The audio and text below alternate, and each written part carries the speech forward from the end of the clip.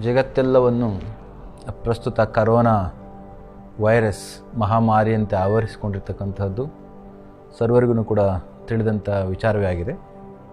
ಜಗತ್ತಿನ ಯಾವ ಭೂಭಾಗವನ್ನು ಕೂಡ ಬಿಡದೇನೆ ತನ್ನ ಕಬಂಧ ಬಾಹುಗಳಿಂದ ಆವರಿಸಿ ಎಲ್ಲರನ್ನೂ ಕೂಡ ಮೃತ್ಯುಕೂಪದೆಡೆಗೆ, ಅನಾರೋಗ್ಯದ ಕಡೆಗೆ ಎಳೆದೊಯ್ತಿರ್ತಕ್ಕಂಥ ಈ ಸಂದರ್ಭದಲ್ಲಿ ಹಲವಾರು ದೇಶಗಳಲ್ಲಿ ಸಾವಿರಾರು ಜನರು ಪ್ರಾಣವನ್ನು ತೆತ್ತಿದ್ದಾರೆ. ಆರೋಗ್ಯವನ್ನು ಲಕ್ಷಾಂತರ ಮಂದಿ ಕಳ್ಕೊಂಡಿದ್ದಾರೆ. ಇಂತಹದೇ ಒಂದು ಪರಿಸ್ಥಿತಿ ಸ್ವಲ್ಪ ಮಟ್ಟಿಗೆ ನಮ್ಮ ದೇಶದಲ್ಲಿ ಕೂಡ ಇದೆ.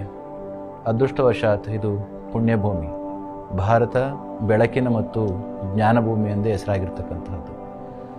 ಅದಕ್ಕೆ ಏನೋ ನಮ್ಮ ಹಿರಿಯರು ಮಾಡಿರ್ತಕ್ಕಂಥ ಈ ಒಂದು ಪುಣ್ಯದ ವಿಶೇಷದಿಂದ ಇಲ್ಲಿ ಹಲವಾರು ಸಾವು ನೋವುಗಳು ಘಟಿಸಲಿಲ್ಲ. ಬೇರೆ ದೇಶಗಳಲ್ಲಿ ಆದ ಹಾಗೆ ಅನಾರೋಗ್ಯ ಕಾಡಲಿಲ್ಲ. ಆದರೂ ಕೂಡ ನಾವೇನು ಹೊರತಾಗಿ ಉಳಿಲಿಲ್ಲ. ಇಂತಹ ಸಂದರ್ಭದಲ್ಲಿ ಪ್ರಾಣವನ್ನು ಕಳ್ಕೊಂಡಿರ್ತಕ್ಕಂಥ ಹಲವಾರು ಮಂದಿ ಇದ್ದಾರೆ. ಅವರೆಲ್ಲರಿಗೂ ಕೂಡ ಸಾಂತ್ವನವನ್ನು ಹೇಳ್ತಕ್ಕಂಥ ಒಂದು ಸಂದರ್ಭ ನಮ್ಮೆಲ್ಲರದಾಗಿದೆ.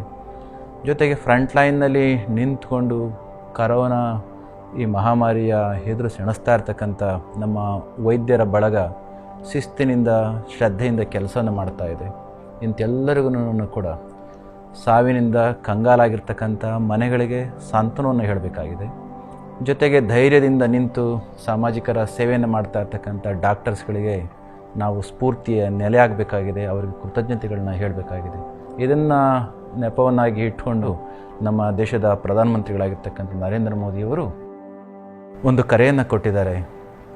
ಎಲ್ಲರಿಗೂ ಕೂಡ ಒಂದು ಕೃತಜ್ಞತೆಯನ್ನು ಹೇಳ್ತಕ್ಕಂಥ ದೃಷ್ಟಿಯಲ್ಲಿ ಇಂದು ನಾವು ರಾತ್ರಿ 9 ಗಂಟೆ 9 ನಿಮಿಷದವರೆಗೂ ಕೂಡ ಜ್ಯೋತಿಯನ್ನು ಹೊತ್ತಿಸ್ತಕ್ಕಂಥ ಕಾರ್ಯವನ್ನು, ಜ್ಯೋತಿಯನ್ನು ಬೆಳಗಿಸುವ ಒಂದು ಕಾರ್ಯವನ್ನು ಮಾಡಬೇಕು ಅಂತ ಕೊಟ್ಟ ಕರೆ ಅವರದಾದ್ರೂ ಕೂಡ ಇದು ನಮ್ಮೆಲ್ಲರ ಕರ್ತವ್ಯ ಆಗಿದೆ. ಸೂತಕದ ಛಾಯೆಯಿಂದ ನರಳ್ತಾ ಇರ್ತಕ್ಕಂಥ ಕತ್ತಲಡಗದ ಮನೆಗಳಿಗೆ ಬೆಳಕನ್ನು ಕೊಡಬೇಕಾಗಿದೆ. ಆರೋಗ್ಯವನ್ನು ಕಳ್ಕೊಂಡು ಆಸ್ಪತ್ರೆಯಲ್ಲಿ ನಲುಗ್ತಾ ಇರ್ತಕ್ಕಂಥ ಆ ವ್ಯಕ್ತಿಗಳಿಗೆ ನಾವು ನಲಿವಿನ ರೂಪದ ನೆಮ್ಮದಿಯ ಸಾಂತ್ವನವನ್ನು ಹೇಳಬೇಕಾಗಿದೆ. ವೈದ್ಯರುಗಳಿಗೆ, ಆರಕ್ಷಕ ಠಾಣೆಯವರಿಗೆ ಮತ್ತು ಸಾಮಾಜಿಕ ಸೇವೆಯನ್ನು ಮಾಡ್ತಾ ಇರ್ತಕ್ಕಂಥ ಪ್ರತಿಯೊಬ್ಬರಿಗೂ ಕೂಡ ಸ್ಫೂರ್ತಿಯನ್ನು ಕೊಡಬೇಕಾಗಿದೆ.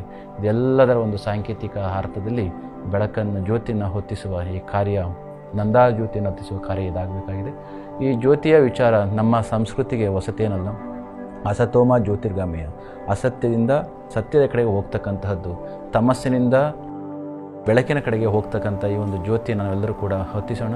ನಮ್ಮ ಸನಾತನ ಸಂಸ್ಕೃತಿ ಅಷ್ಟೇ ಅಲ್ಲ, ಅದು ಮೊಹಮ್ಮದನ್ ರಿಲಿಜನ್ ಆಗಿರ್ಬೋದು, ಕ್ರಿಶ್ಚಿಯನ್ ರಿಲಿಜನ್ ಆಗಿರ್ಬೋದು, ಯಹೂದಿ ರಿಲಿಜನ್ ಆಗಿರ್ಬೋದು, ಬುದ್ಧಿಸಮ್ ಆಗಿರ್ಬೋದು, ಜೈನಿಸಮ್ ಆಗಿರ್ಬೋದು, ಇದೆಲ್ಲಕ್ಕೂ ಕೂಡ ಬೆಳಕೆ ಮೂಲ.